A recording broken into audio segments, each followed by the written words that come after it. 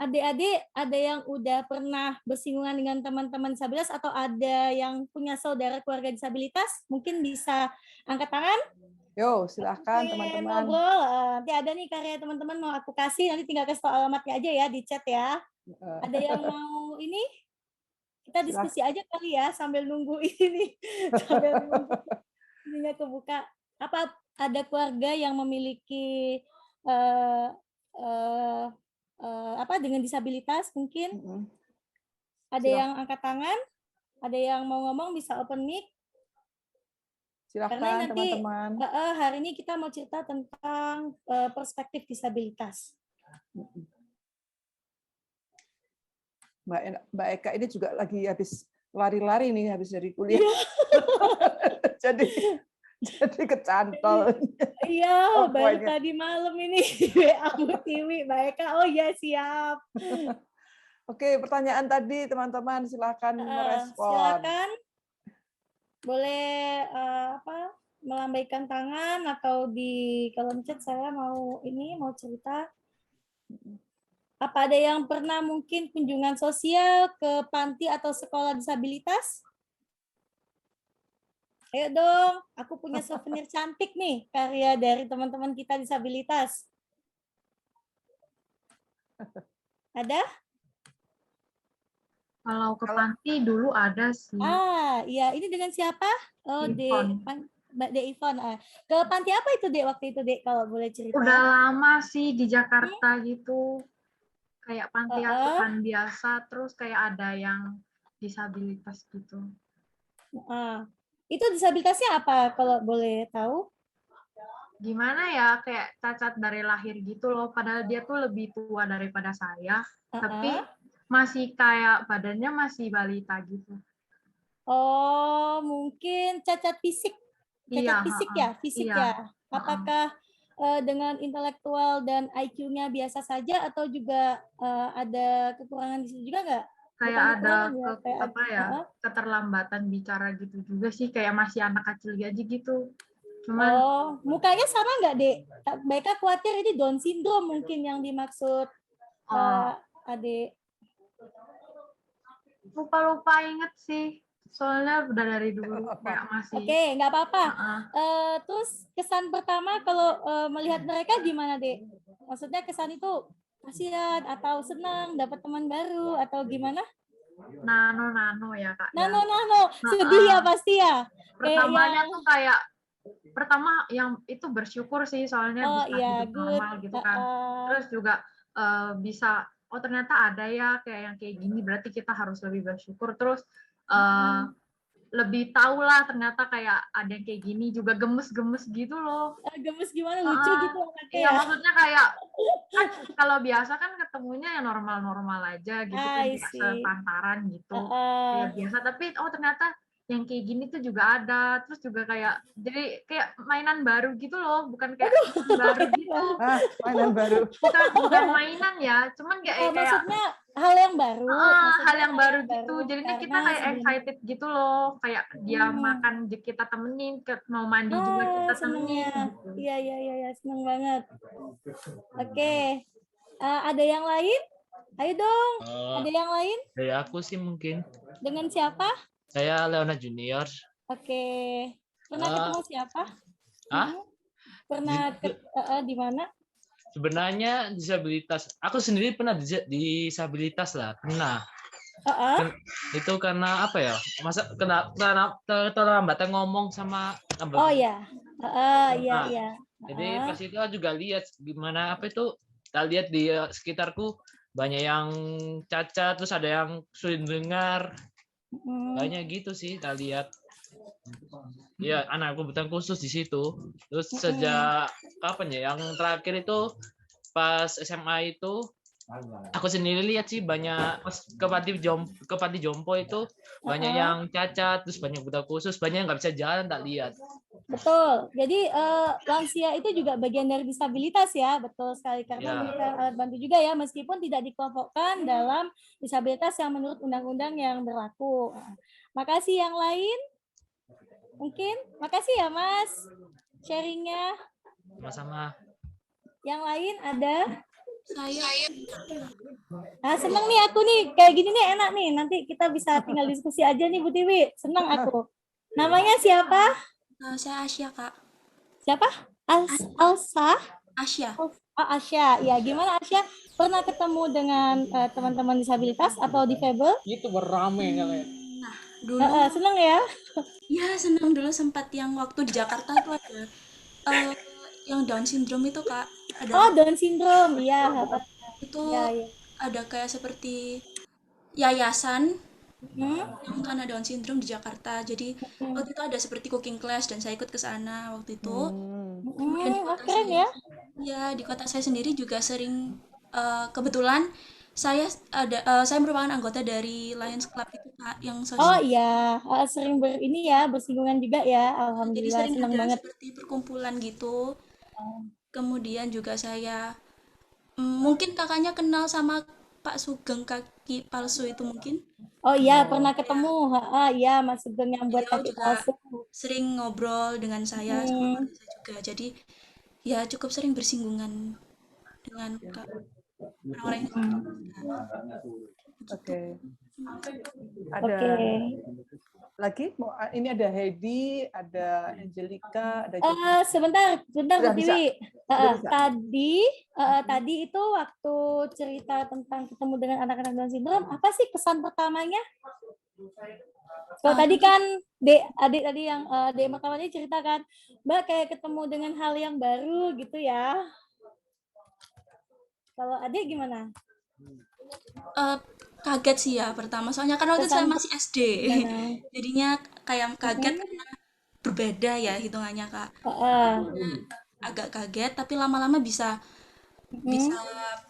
nyatu bareng, jadi bisa ikut ngobrol, ikut komunikasi juga gitu kan. Oke.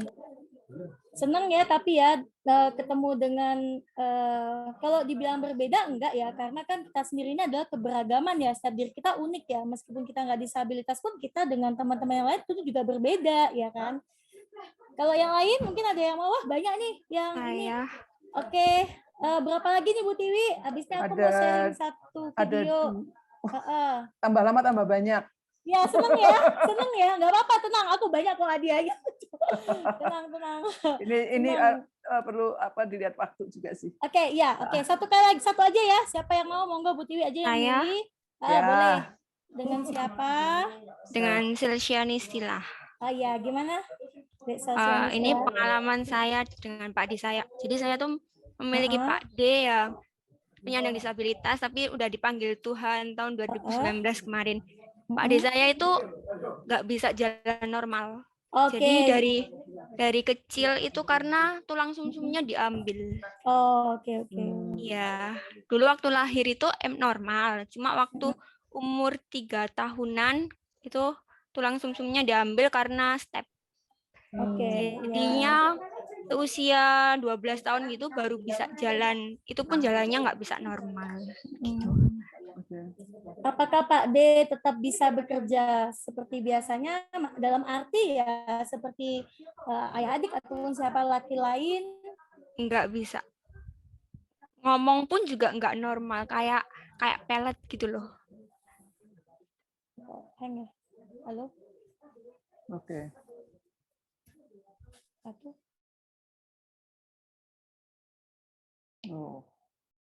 Freeze. Kak Eka freeze. Ayo, halo Bu Tiwi. Oh ya, oke. Tadi sempat freeze. Ya, oke. Ya. Apakah pamannya adik itu juga berkegiatan beraktivitas sehari-hari seperti biasanya? Nggak bisa bekerja. Oh, tidak bisa bekerja. Iya. Oke. Kita balik lagi ke ini. Mbak Eka mau nge-share satu YouTube ini kelihatan di sini. Satu kok yang lagi ya. Putih bisa itu nggak bisa, harus aku yang nge-play ya. Sebentar. Ya, jadi di video itu kelihatan sedikit ya itu ya. Jadi kebetulan mereka dari Komnas Mata Hati, jadi sebuah organisasi bagi teman-teman disabilitas untuk belajar ya. Belajar itu bukan berarti dalam belajar kayak matematika, fisika, atau apapun gitu, enggak. Jadi belajar tentang berkehidupan, bagaimana mereka menjadi pribadi yang mandiri dan pantas. Pantas itu artinya tidak bergantung sama orang lain dan sama seperti kita ini. Jadi ya seperti biasa aja, nggak hilang jadi kecacatannya seperti itu. Nah di video ini kelihatan ada Mas Ipung lagi menggunakan laptop ya. Dia itu adalah, tapi ini kok nggak jalan, Masya Allah. Maaf ya, kendala banget ya, maaf. Nggak tahu ini kenapa ini. Atau Buti bisa buka YouTube-nya KMH yang ada ini, yang ada Komunitas Mata Hati, yang ada tunanetra dan radio radio. streaming serta internet ya. Mungkin bisa di 10 detik, di 5 detik aja gitu biar kelihatan Ipung lagi pakai laptop. Komunitas Mata Hati, tunanetra dan radio streaming serta internet.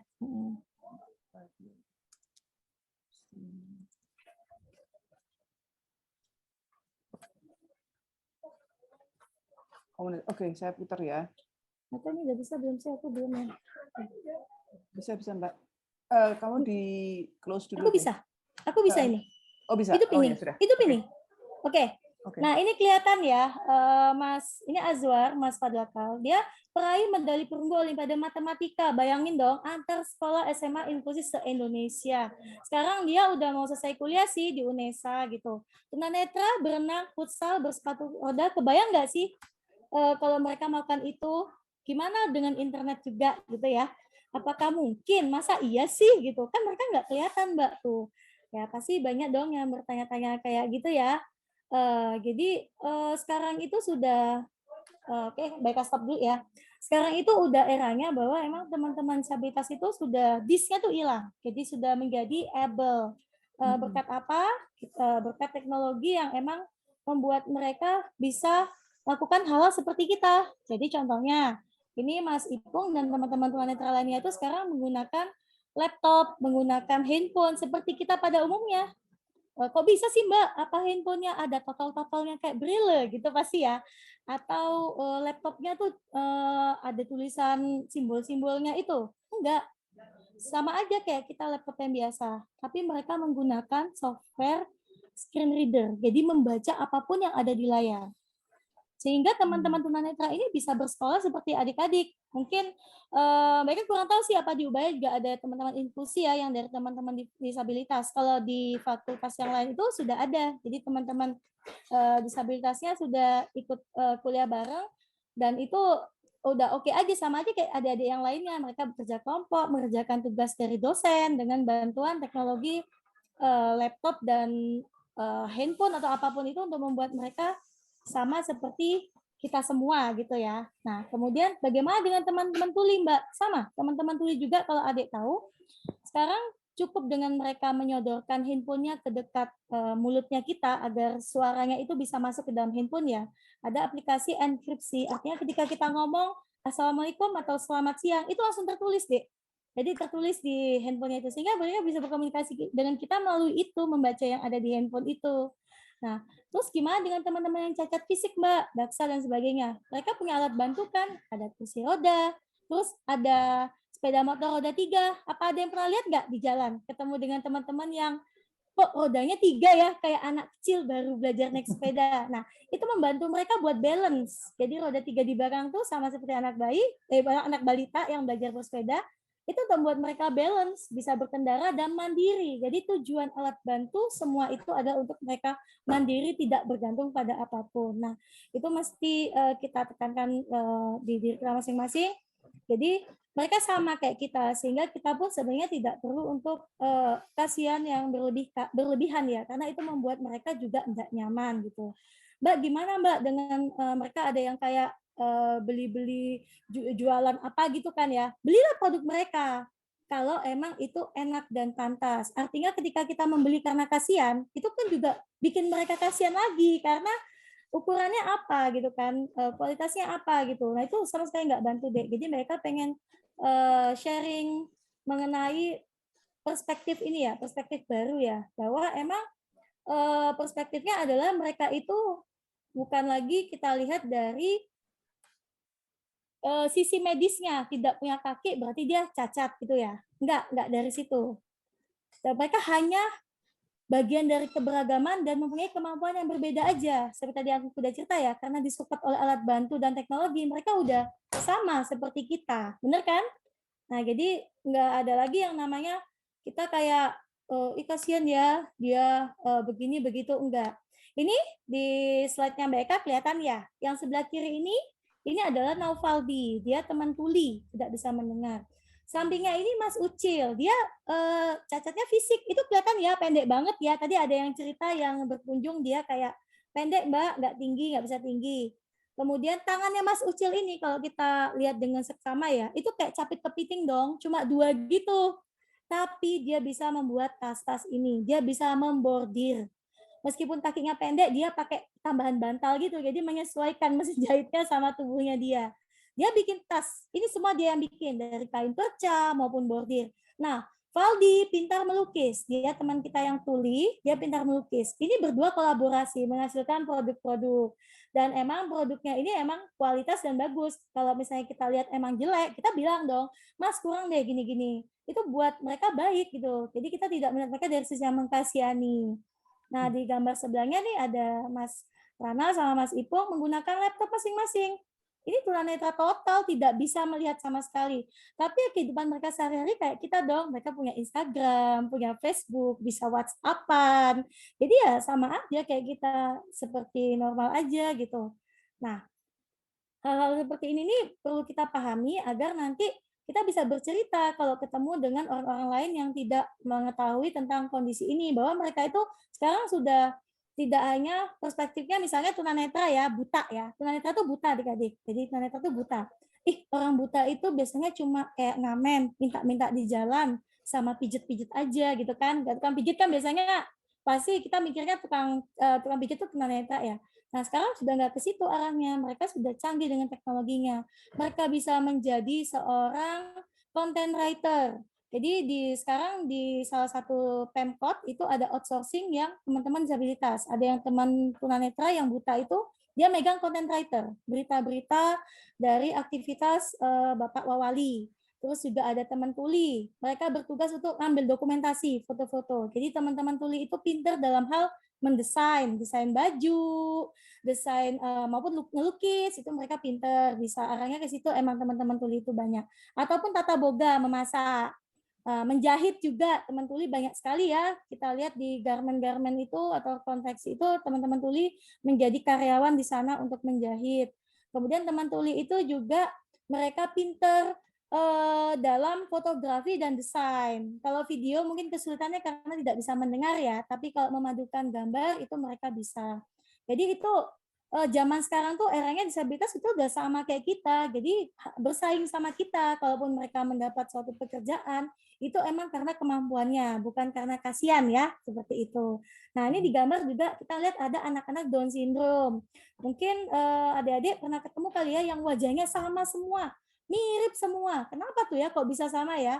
Ya karena memang ada kelainan di kromosom nomor 21-nya. Makanya wajahnya tuh mirip-mirip. Ini anak-anak Down syndrome ini ganteng-ganteng loh biasanya, dan mereka itu bisa menjadi model kayak Mas Faisal ini, dia jadi model dong, foto berjalan di catwalk itu bisa banget. Terus Mas Aswin ini dia membuat kue kering. Oh ya, Aswin ini juga atlet, jadi beberapa dari mereka ini juga atlet ya. Atlet renang, dia udah sampai tingkat ya mana sih di Olimpiade ya? Paralimpik ya, buat disabilitas. Beliau juga pinter banget main pianonya, udah sampai ke luar negeri, ke mana-mana ikut kompetisinya. Jadi emang disabilitas ini punya potensi yang kita kembangkan sesuai dengan kemampuannya. Seperti kita tahu, anak-anak Down syndrome ini kan emang IQ-nya di bawah 70 ya. Dan mereka tidak banyak bisa melakukan kegiatan yang untuk berpikir. Tapi kalau misalnya kayak hal-hal yang berulang-ulang seperti foto, model, membuat kue, itu mereka bisa banget seperti itu. Nah, mungkin balik lagi ke bentar. kita nggak mau ngomong undang-undang, kita nggak ngomongin undang-undang, pusing, saya nggak mau ngomong undang-undang, pusing, ini pakai pertama. Jadi tadi mungkin kita dari ngomong ya, Mbak, disabilitas, difabel, apa sih Mbak ucapannya yang benar gitu mungkin ya, cacat juga ada ya. Sebenarnya sih kalau menurut undang-undang di Indonesia itu penyebutannya emang penyandang disabilitas, itu seperti itu. Tapi kalaupun adik-adik lebih nyaman menyebut mereka difabel, different ability, itu it's okay aja karena aku tidak pernah mempermasalahkan penyebutan. Lebih baik kita melakukan hal yang bisa kita lakukan daripada ribut dengan kata-kata mau difabel, kayak disabilitas, kayak whatever ya, apapun itu. Bahkan aku melihat beberapa juga ada yang bilang, Mbak, aku dipanggil cacat ya nggak apa-apa kok Mbak, gitu ya. Jadi apapun itu it's okay. Tadi mereka juga kok ngebutin tulis sih Mbak, gitu. Itu juga sama deh. Jadi teman-teman yang tidak bisa mendengar itu kita sebut tunarungu ya, kalau menurut undang-undang yang di negara kita. Tapi beberapa dari mereka lebih senang disebut tuli, karena merasa kata tuli itu adalah bagian dari budaya, jadi tidak mendengar. Kalau mereka dipanggil tunarungu, itu mereka menganggap bahwa mereka tuh mempunyai kerusakan, kesakitan, penyakit. Nah, seperti itu. Kalau aku sih ya pokoknya apa yang mereka senang ya oke-oke aja. Jadi aku nggak pernah membela pro tunarungu, pro bisu tuli, nggak ada. Jadi apapun itu ya oke aja gitu. Terus tadi yang baik cerita anak-anak Down syndrome ataupun tunagrahita yang maaf ya, yang sering kadang kita panggil idiot gitu ya, atau degradasi mental dan sebagainya, itu disebut tunagrahita. Mereka lebih senang emang nyebutnya intelektual disabilitas karena kok kayak idiot itu kok kayak terlalu kasar ya. Nah, seperti itu. Terus kalau jangan lupa adik-adik, kita punya satu disabilitas lagi, namanya adalah disabilitas mental. Jangan-jangan kita juga bagian dari sini nih, tanpa kita sadari ya Bu Tiwi ya. Ini anak psikologi pasti lebih tahu dong daripada aku nih ya. Jadi emang disabilitas mental ini sekarang udah menjadi bagian dari kelompok disabilitas adik-adik. Jadi apa itu Mbak disabilitas mental? Jadi kayak skizofrenia, terus yang orang depresi akut, bipolar dan sebagainya itu digolongkan di disabilitas mental gitu.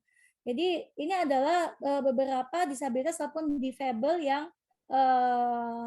sering dikelompokkan di dunia. Jadi nggak hanya di Indonesia aja, jadi di seluruh dunia mengelompokkan mereka menjadi seperti ini. Pasti ada nih pertanyaan lagi. Mbak, autis itu gimana, Mbak? Ya, terus hiperaktif itu gimana, Mbak? Atau apa? ADHD atau apa yang seperti itu gimana gangguan? Itu sama juga, tapi mereka lebih suka disebut dengan berkebutuhan khusus seperti itu. Jadi ya kita nggak usah ribut-ribut lah ya mempermasalahkan mereka masuk kemana.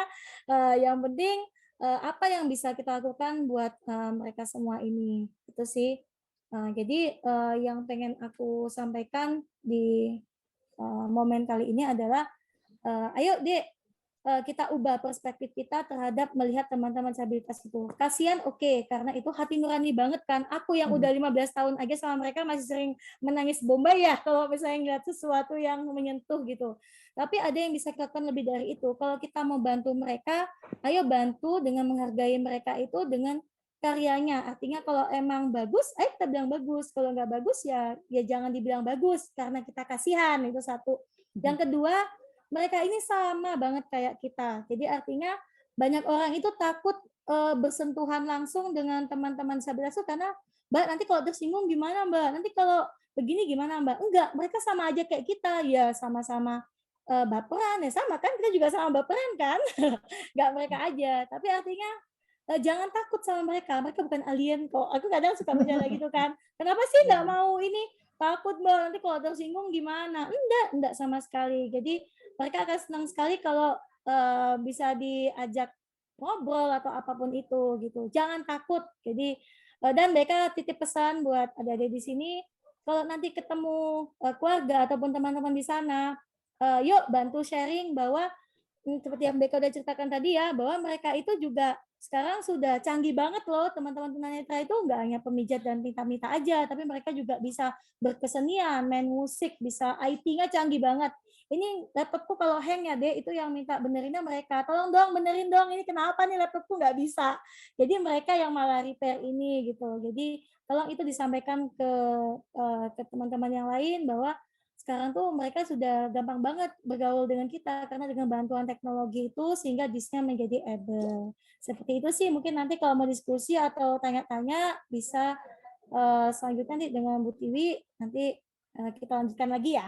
Tadi yang nama-namanya, Bu Tiwi aku tolong catetin ya, nanti di WA ya. Aku kirim ke rumahnya.